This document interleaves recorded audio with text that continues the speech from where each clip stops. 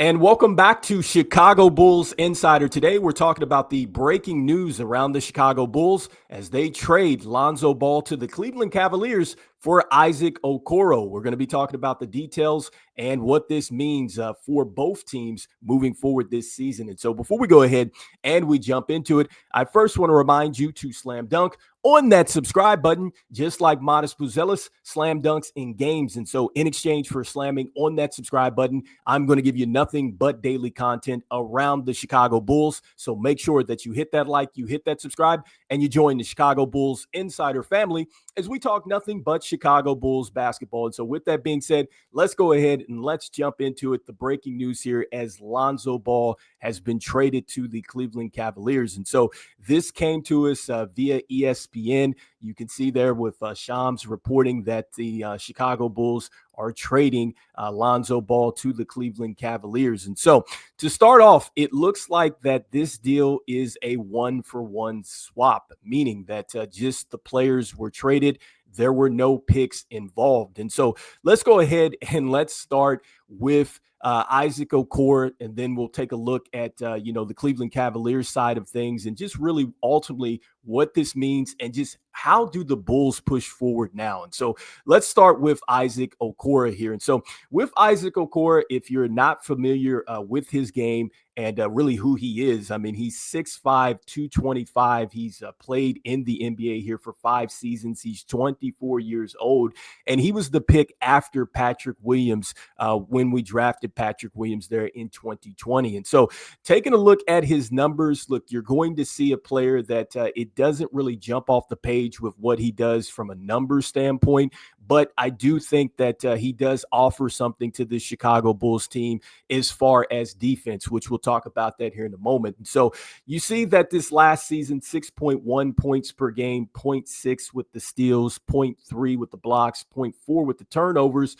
1.2 with the assist, 2.4 with the rebounds. He shot 71.7% from the free throw line, and he shot 37.1% from three. And then also, too, you see that he shot 46.4% from the field, played in 55 games and started in 22 games here. And so, all right, so here's the I think the pro with Isaac Okoro and getting him over. I think that the benefit starts defensively. I think that you are getting a player that certainly can help you with the perimeter defense. He is definitely a tough player, and so I think that that is one of the things that you need in order to really turn the team around. You want that type of identity. You need somebody that's going to give you a defensive presence, and so I think immediately he can be an impact there. Next, I think another thing that is a positive with Isaac Okoro is that he does fit your style of play, meaning that I think he's a player that can get out in transition. I think that he can definitely finish in the lane. And also, too, he'll probably drift out to get to that corner three or whatnot. I think that that's something that he does shoot. And so I think he turns into a player that you could say, okay, 3-and-D, right? He's 3-and-D and he's athletic. He fits your style of play. And so I think that that is another plus here. Next, if you're looking at it from what the front office said and what they want, the Chicago Bulls want players that have had some experience in this league that are younger players. And so he's a younger player. He's had some experience with the Cleveland Cavaliers, who have obviously had some success. I just talked about the fact that he has been a starter. You see that he has started some more games and played in some more games with the Cavs, leading into this season. But still, he has experience, and he's played alongside of star players and things like that. And so, if that's what the Chicago Bulls want to bank on, then they also get that as well. Now, when it comes down to just the things that you look at this and you're kind of wondering about with Isaac Okoro, I think that the first thing that you have to look at is you can see that he's coming off a season in which he's got some season lows. And I think that a lot of that came from the fact that he just was not a part of the Cleveland Cavaliers rotation like that because the Cleveland Cavaliers got better as a team. You also see a player that just really hasn't taken a major step when you look at the numbers and things like that. Now, I think that when you're making this deal, you're banking on the fact that he's going to get some minutes here with the Chicago Bulls, and you're hoping that maybe he takes a step forward here. But when you look at just the numbers here, you see that, the 1.2 assists, that was his second lowest in his career. You also see with the rebounds, as well. That was his lowest there. You see the second lowest with the free throw attempts. And then you see that the three-point shooting was his second best. And so that's definitely a plus there. And then when you look at the 22 games started, I mean, that's the least that he started here in his career. And so he definitely needs a change in scenery. And so the Chicago Bulls, I think, are banking on that. And so we'll see what happens and how that ultimately fits. I mean, I think it's an interesting roster fit with him. I think that that's something that is also going to be in question because you now have Patrick Williams. You also have just got Noah Essengay as well, which is one of the second youngest player in this NBA draft. And so we know that he's raw, and that's a bit of a project. So how do you find the time to put him out there as well? And then, just thinking about how this fits with, again, Dalen Terry, you got Julian Phillips, you got Patrick Williams, you'll have also too Ayo Dosunmu coming back as well. And so how that fits as far as rotation is concerned. And then also too, you still have Kevin Huerter. So it's going to be interesting with what the Bulls are going to do from the wing position. And so those are some of the things to think about. And so next, just to shift focus here and just look at what the Cleveland Cavaliers got with Lonzo Ball here. With Lonzo, I think that Lonzo is coming into a situation where he can impact the Cleveland Cavaliers immediately. And I think that for him, it's not all about the numbers. And we've talked about this before. I think that, this is tough as a Bulls fan to see this because I loved Lonzo. I loved what he did. It just was unfortunate that he got injured. And I think that this was something that ultimately it was going to have to happen because he only played in 70 games in 4 years with the Chicago Bulls, but his impact was there on the offense and the defensive side of the ball. And I love the fact that he came back. He showed the ability to start the fast break still without putting the ball on the floor.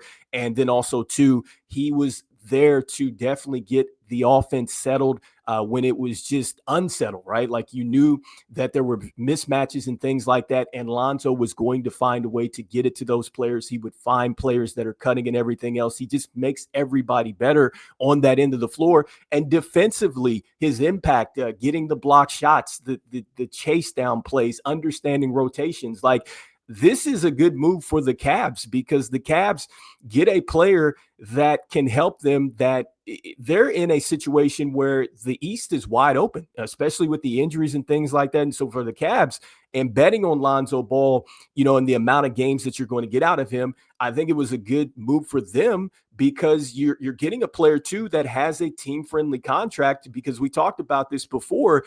The team has an option on Lonzo Ball. And so it was a very movable contract, and it's something that the Cavs can simply move on from. And good for Lonzo that he gets into a winning situation. And as you see, like I said, it's not about the numbers. It was solely about what Lonzo Ball is able to bring on the court when he's available. And so now moving forward and just looking at this and starting with this last thing that I was just talking about with the contract, it's an interesting move for the Chicago Bulls because you get off of Lonzo, and Lonzo, you have the team option, right? And so you're taking on just a little bit more money with Isaac Okoro, as you can see that he's making a little bit over the 11 million here for the next couple seasons, but there is no team option there. And so, if he's on your roster, that is the contract here. And so interesting that they take back a little bit more money. And I think the second thing that is just interesting in the deal for the Chicago Bulls is that they trade a player for another player and they do not get any draft capital. I think that is interesting because when you look back at the reports around Lonzo Ball, I think around the trade deadline, and I think a lot of people talk about this, that there were reports that maybe Memphis would be interested in going ahead and trading a bad contract, which I think some people were thinking was Marcus Smart, for a first-round pick for Lonzo Ball. And so for AK and the front office to hold on to Lonzo Ball and not trade him when he was playing last season,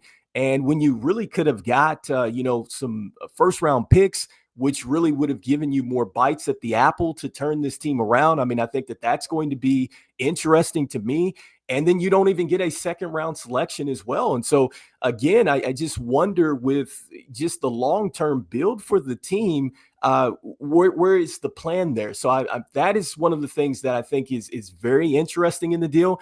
For the short term, with what the Bulls got, I mean, like I said, I gave you the positives here. Like, I can see where Isaac Okoro, you're betting on the upside and everything else. But, just aside from that, it just seems like it's a deal that's very much for the right now. And it just doesn't necessarily, I think, give you really the direction that you might be looking for here with the Chicago Bulls for the long term. Because again, you get younger with Isaac Okoro, you get a player that can give you some defense. You're betting on his upside. I get all that. He plays with your style, but no second round compensation here for a player that reportedly the Bulls could have got some first round compensation for, but we don't know that. Those are reports.